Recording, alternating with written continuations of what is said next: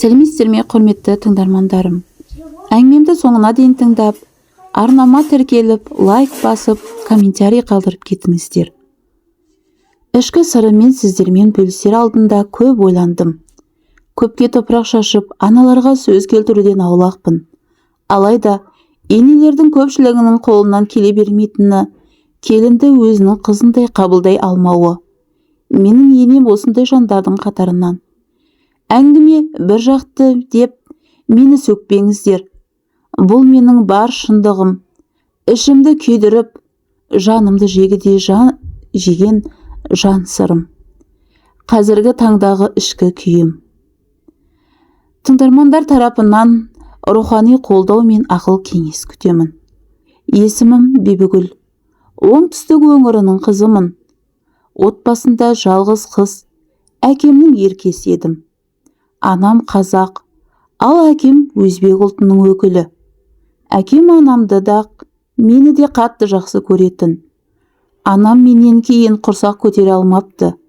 Осы себепті әкеме екінші әйел ал, отбасын құрып артыңда ізіңді жалғастырар еркекіндік бала болсын деп, ризашылығын берсе де әкем қажет емес, қызым бар ғой деп, осы қызым аман болсын деп, анамның сөзіне келіспей қойыпты. Дегенмен, мен бала күнімнен бауырларым, әпке сіңілі, аға інілерім болса екен деп армандайтынмын. Бірде әкемнен, әке, неге менің бауырларым жоқ?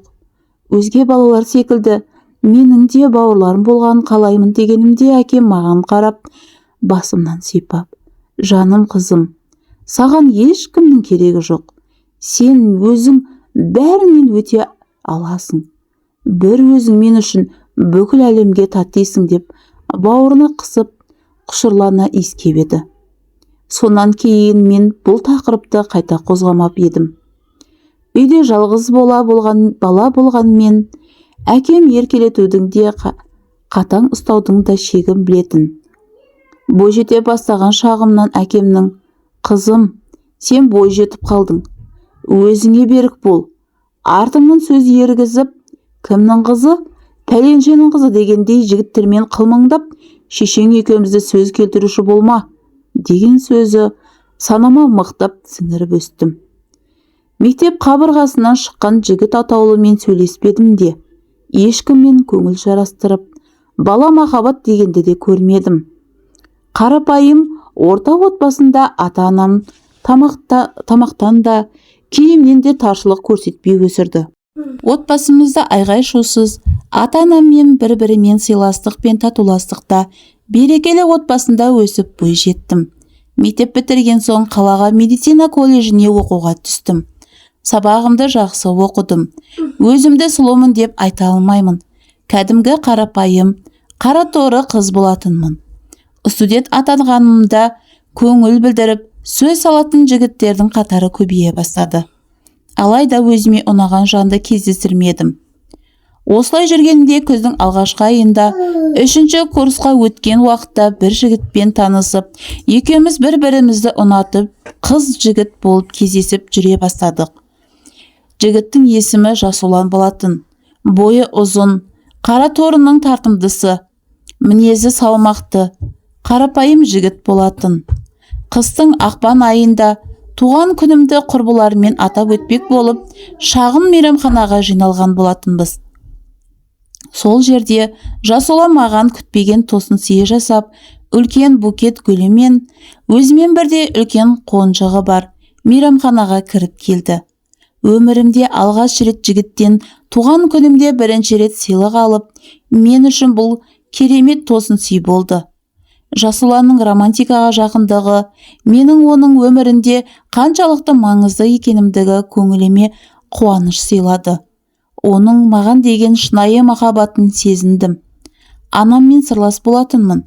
Анама жігітімнің бар екенін, оны ұнатып, жақсы көріп қалғанымды жасырмай айттым. Анам әкеме бұл сыйлықты құрбылары сыйлапты деп, әкеме ештеңе білдірмедік. Әкем өзге ұлттың адамы болғандықтан, қызы алып қашу надандық. Мен қызымды жөн жоралғысымен қолдан берем деп құлақ қағыс ете, солай көп айтатын. Мен бойжете бастағаннан әкемнің дос-жарандары арасында құда түскен жандар болды. Алайда әкем, қызым жас әлі, оқуын аяқтасын деп ешкімге ыңғай бермейтін. Осылай әкемнен жасырып, Жасұланмен кездесіп, 1 жылдай уақыт жүрген едік. Жасұлан өзінің туған күнінде маған және бір тосын сый жасады. Анасы мен туыстары маған құда түсіп, әке-шешемнің алдынан өтуге үйге келді. Мен мұнда мүлдем хабарым жоқ еді. Бұл жайлы жігітім алдын қалжыңдасып, 1-2 рет айтқанда мен мән бермедім. Алайда әкем қызым әлі жас деп келісім бермей қойды.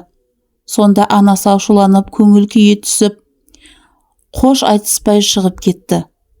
Кейін әкем, әлгі кісінің баласы сені ұнатып жүр екен ғой. Онымен қанша уақыттан бері сөйлесіп жүрсің дегенде менің шындығымды айттым. Сонда әкем, қызым, мен саған ескертіп едім ғой. Оқуыңды бітірмей тұрмысқа шықпайсың. Жігіт-мігіт дегенді естемейін. Сен әлі жассың, алдымен оқуыңды бітір, деп қатал ескертті. Жасұлан сонда да дегеннен қайтпады. Мені шын сүйеді екен. Әкем рұқсат бермесе де екеуміз жасырын кездесіп жүре бердік. Уақыт сымырап өтіп жатты. Мен оқуымды аяқтап ауруханаға мейірбике болып жұмысқа орналастым. Осы кездері Жасұланның қарындастарымен жақынырақ танысып араласа бастадық. Содан бір күні қарындасы маған, Бибігүл әпке, сізді мамам келін қылып алғысы келмейді. Ағамды жайына қойыңызшы. Уақыт өтпей үйленіп, үй-жай боласын. Екеуміздің жүргендеріңізге 5 жыл болды ғой. Ағам сіздің көңіліңізге қарап, мамамның сізге үйленуіне қарсы екенін айта алмайған. Мамам сізді де, отбасыңызды да ұнатпайды. Босқа үміттенбеңіз. Ағамды да босқа үміттендіріп, уақытын алмаңыз. Оның жайына қойыңыз, дегенде не айтарымды білмей тұрып қалдым. Жігітімнің қарындасының сөзі көңіліме қатты тиіп, онымен кездесуден бас тартып едім. Жасұлан, бүкіл әлем қарсы болса да, саған үйленемін деген нен қайтпай, анасын көндіріп, менің әкеммен де сөйлесіп, қыс мезгілінде екеуміз үйленіп, отбасын құрдық. Тойдан кейін өте бақытты едім. Келін болып түскен жерім ме үйренісе бастадым. Енемді анамдай көріп, көңілінен шығуға тырыстым. Үйдің ішіндегілердің барлығымен жақсы қарым-қатынас құра білдім. Алайда қуанышым ұзаққа созылмады. Аспанда қара бұлт қаптап, қуанышымның артынан қайғы жамыларымды кім білген. Бір күні таңғы 5-те шамасында анам хабарласып, Бибі, әкең қатты ауырып қысылып жатыр. Жедел жәрдем шақыртып едім, әлі келмей жатыр. Сен де хабарласшы, әріптестерің бар ғой. Анамның қобалжулы дауысын естігенде енеме айтып, күйеуіммен үйге қарай жедел шықтым. Бұл кезде мейірбике болып емханада жұмыс істейтінмін.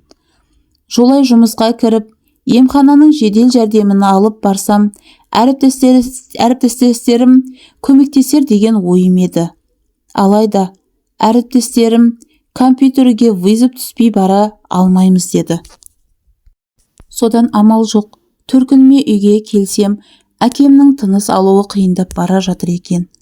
Жанына отыра қалып, қолынан ұстап, көзімнен жас сорғалай берді. Мен келген соң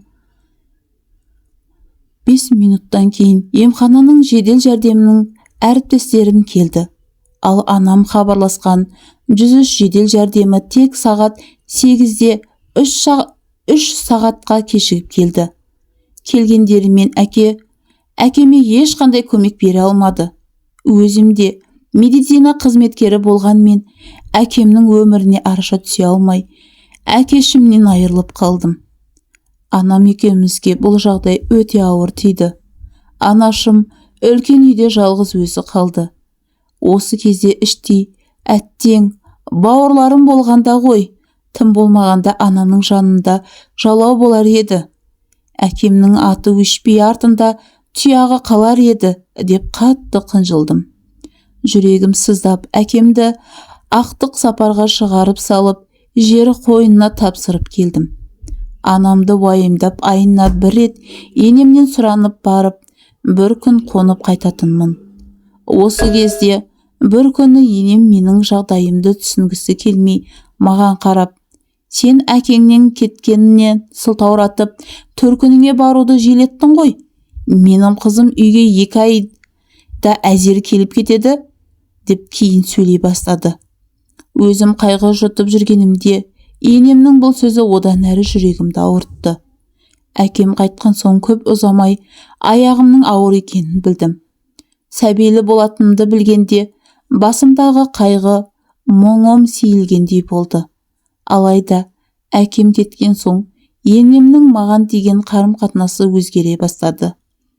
Алдын әкемнің мінезінен аяқ тартатын, енді тым еркінсіп, өктем-өктем сөйлеп, тырнақ астынан кір іздеп, мені отырсам опақ, тұрсам сопақ қылатын болды.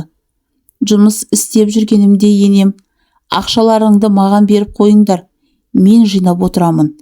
Әкең марқұм Жасұлан деп алып қойған жер үй салып, бөлек шығарамын деген соң, күйеуім екеуміз бар тапқанымызды енемнің қол алақанына салып отырдық. Босанатын уақытым жақындағанда, жұмыстан декреттік демалысқа шығып үйде отырдым. Осы кезде енем, өз үйлеріңді өздерің салып, бөлек шығатын әрекеттеріңді жасаңдар деп сөйлейтінді шығарды.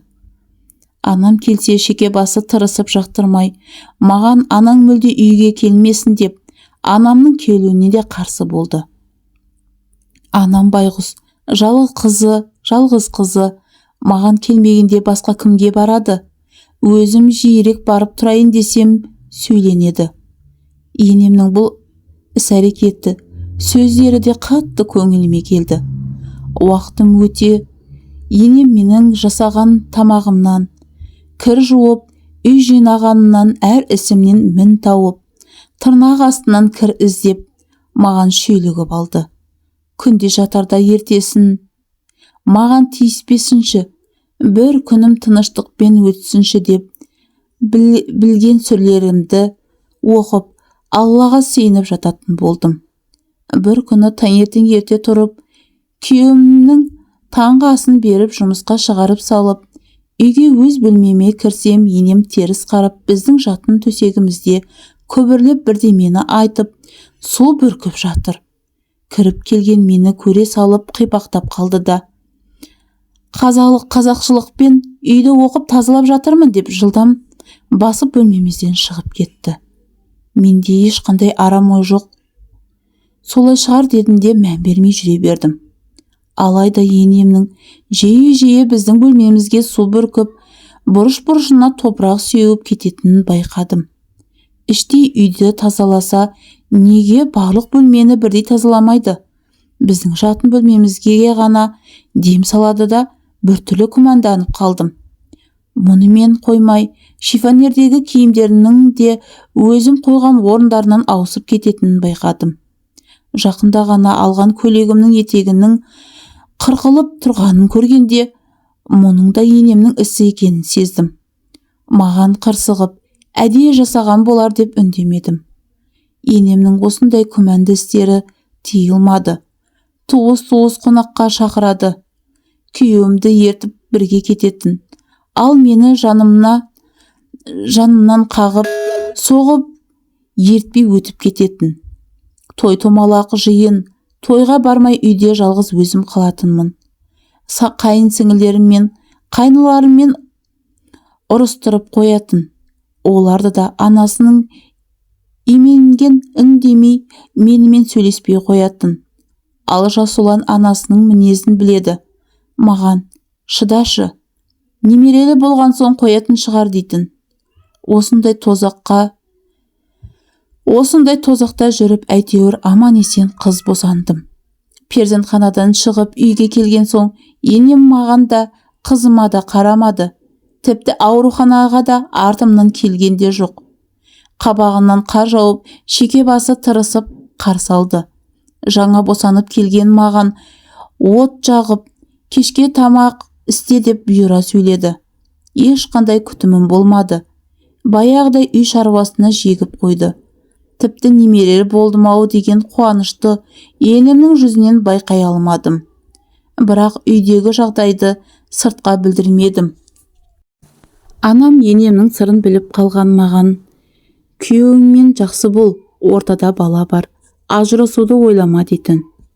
Осылай жүргенде қызым 3 айға толғанда қызуы көтеріліп қатты ауырды. Осы кезде енем өзінің қазақы емін жасап, жедел жәрдем шақыртпады. Сол кездегі неге мұншама көнбіс болғанымды білмеймін. Атам жақтан туыстары көп араласа бермейтін. Естуімше енем дуақанарға көп барады екен. Тылсым дүниеге көп жүгінетінге ұқсайды. Үйге де танымайтын бір әйелдерді емші деп алып келіп, бірдемелерді оқытатын. Қызым қиналып ауырып жатқанын көре тұра, енемнің жүрегі селт етпеді. Күйеуім де енемнің сөзінен шыға алмай қипақтап жүрді.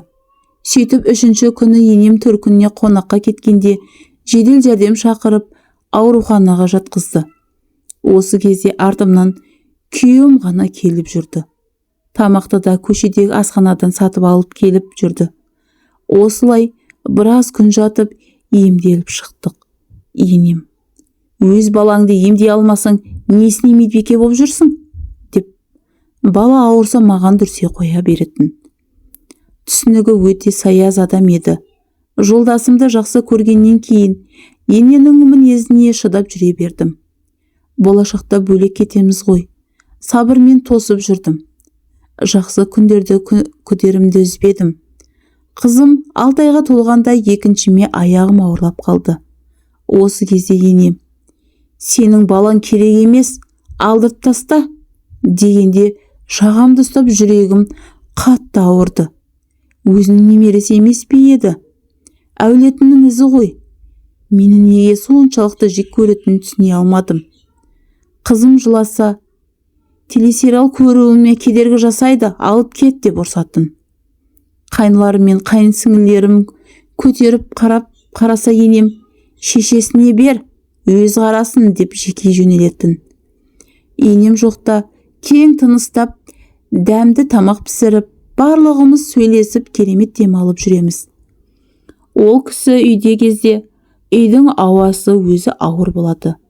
Осылай енеге жақпай, көзімнің жасын бірі сығып алып жүре беретінмін. Осылай жүргенде өз анам науқастанып, маған хабарласып келуімді өтінді. Енемнен сұранып барып, анамның жанында 1-2 күн болып, дәрісін егіп қарасып қайтамын. Төркініме 1-2 күнге ғана қонуға жіберетін еді.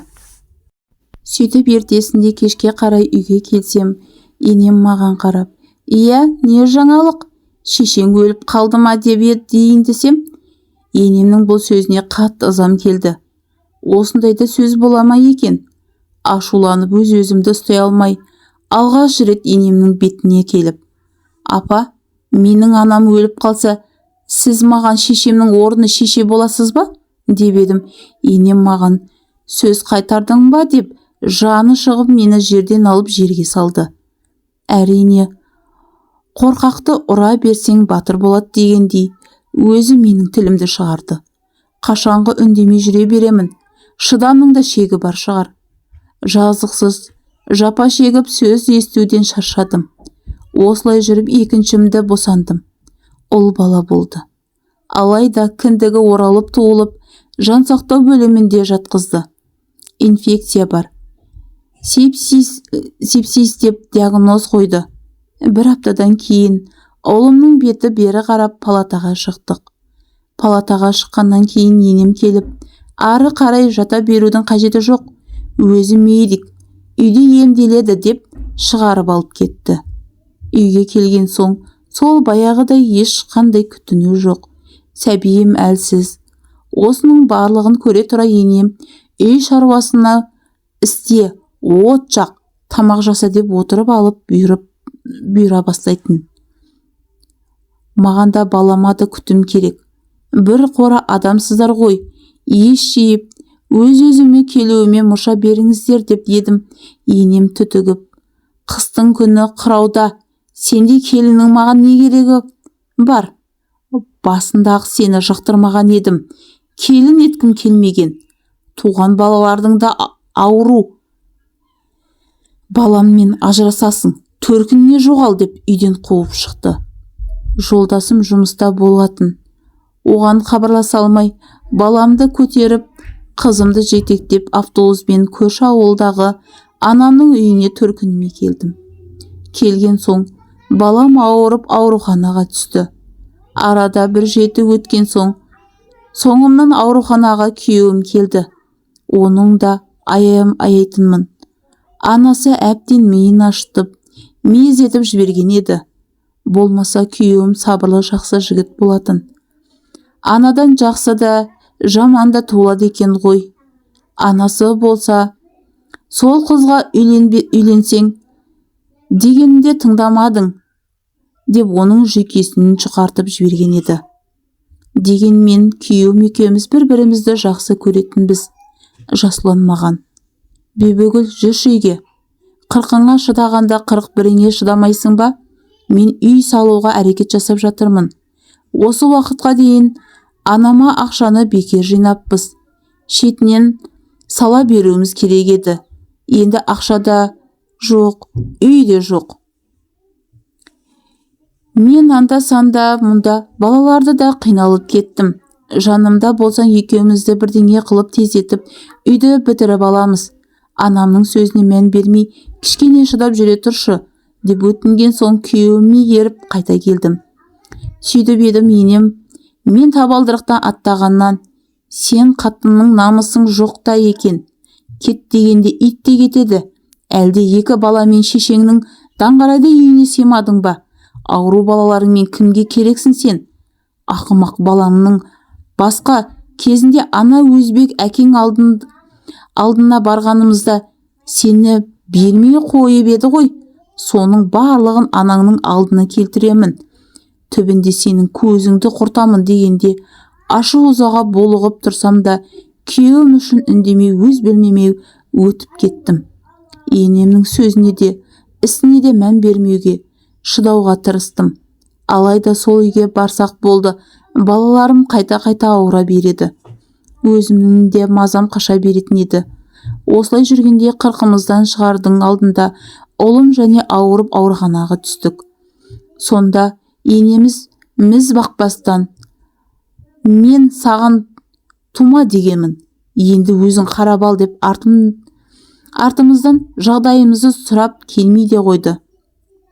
Ұлым кішкентай періштем беті бері қарамай ауруханада көз жұмды. Оның қазасына сене алмадым. Құдды тәтті ұйқыда ұйықтап жатқандай еді. Қолыма алсам оянып, емшек сұрайтындай. Күйеуі мен дәрігерлер баланы жерлеу керек дегенде құшағыма қысып алып, 2 сағат егіліп, ешкімге бермей жылап отырдым. Соңында маған ұйықтататын дәрі егіп, күйеуім ұлымды алып кетіп, өзі үйіне жерледі. Жаназа келген туған туыстар, жыламаған адам қалмады. Ал енемнің көзінен бір тамшы да шықпады. Неткен қатыгез, тас жүрек адам еді. Бұл жағдай маған өте ауыр соққы болды. Ештеңе ішпей жемей, бір жетіде 10 килограмм салмақ қостым. Бір мезетте шаштарым ағарып, шиеленісіп түсіп қалды. Осы арада қызым да қайта-қайта ауырды. Оны Шымкент қаласына апарып, қаратып емдетіп жүрдік. Қаражаттан қысылып бастаған соң мен жұмысқа шықтым. Бір күні жұмыстан келсем, қызым қатты қызуы шығып, ыңқылдап жатыр. Оны көріп дереу жедел жәрдем шақырмақ болғанымда енем, қызу түсіретін дәрі еге салмайсың ба? Өзің медиксің ғой деп сөйлей бастағанда жедел жәрдем шақыртып ауруханаға кетіп қалдым. Сөйтсем артымнан күйеуіме сол кеткеннен қайта келмесін депті. Өзі айтқандай ит кет дегенде кетеді ғой демекші, ит құрлы жоқсың деп. Бұлай жүре берсем қызымнан да айырылып қалармын деп жолдасыма, ендігі мен бұл үйге бармаймын. Үйімізді бітір, сол үйге бірақ барамын. Бұдан әрі шыдай алмаймын деп қайтарып жібердім. Бір күні анам, қызың мен өзіңе дем салдырып, қазақи емге жүгініп көрсең қайтеді. Қатты жүдеп кеттің ғой деген соң, көрші ауылда тұратын көріпкел емшапаға бардық. Сонда Әзим апа мен кіргеннен есінен көзі жасаурап отырып, дем сөйтті де маған қарап, сенің аяғың ауыр кезде дуа жасалған, өте ауыр түрі, қабірдің топырағынан көрінеді. Сол іштегі сәбиге өтіп кеткен. Ғұмыр жасы тым қысқа болыпты періштенің. Аллам өз панасын алсын. Бойында бірнеше түрі бар, сені ұзақ оқу керек, деп сол күні дем салып оқып берді. Сөйтіп апаға оқытыла бастағанымда басымның ауырғаны қойып, денемді басқан ауырлық сейіле бастады. Жеңілдей бастадым. Емшапаға толық оқытылғанымда құлан таса айығып кетер ме едім. Әзима апа аяқ астынан науқастанып, көп ұзамай бақилық болып кетті. Жәні жаннатта болсын апаның. Емі аяқсыз қалды. Қазіргі таңда күйеуім келіп, кетім тұрады. Оны да енем оқытып тастаған ба, анасының сөзін сөйлеп, менімен ұрсатынды шығарды. Сен шыдауың керек еді дейтін. Мені онда адам қорлы көрмесе, жарайды, мені қойшы, өз немерелеріне жаны ашып, бауырына баспағанына қатты қынжыламын. Ата-анамен де құда-құдағи деп сыйласа алмады. Өз тапқанымызды өзімізге жарата алмасақ, үйіміз анау бітпей тұр. Күйеуім екеуміз заңды түрде ажырасқан жоқпыз. Не бірге тұра алмаймыз. Не анда жоқ, не мұнда жоқ. Денсаулығымен жүйкем тозып барады. Соңғы кездері ештеңеге зауқым жоқ. Өмір сүргімде келмейді. Бізді осылай тоздырып жіберген енеме қатты ренжулімін. Неге енелер келінді қызындай қабылдай алмайды? Өздерінде қыздары бар ғой. Оларды өзге шаңыраққа келін болғанда, қыздарына осындай қарым-қатынас жасаса қалай болар еді? Ана деген аты бар ғой. Сол атқа лайықты болып, жасы келгенде келінге бір ауыз жылы сөз айтып, өмірлік тәжірибемен бөлісіп бауырына тартса, келінде сол үйге тастай батып, судай сіңіп кетер еді. Енем де бір кездері келін болды. Сол кезде осы мінезінен ұрысып, бөлек шығып кеткен екен. Ал мен енемді «мама» деп ол кісіге сөз қайтарып, бетіне келген емес едім. Тілімді өзі шығарды. Мен үшін ең қиыны ұлымның өлімі болды. Сол жағдайдан кейін еңсемді көтере алар емеспін. Бұрын ішімдік ішпейтін жолдасым соңғы кездері ішетінді шығарыпты. Отбасымыздың шаңырағы шайқалып тұр. Ары қарай не болатынын білмеймін.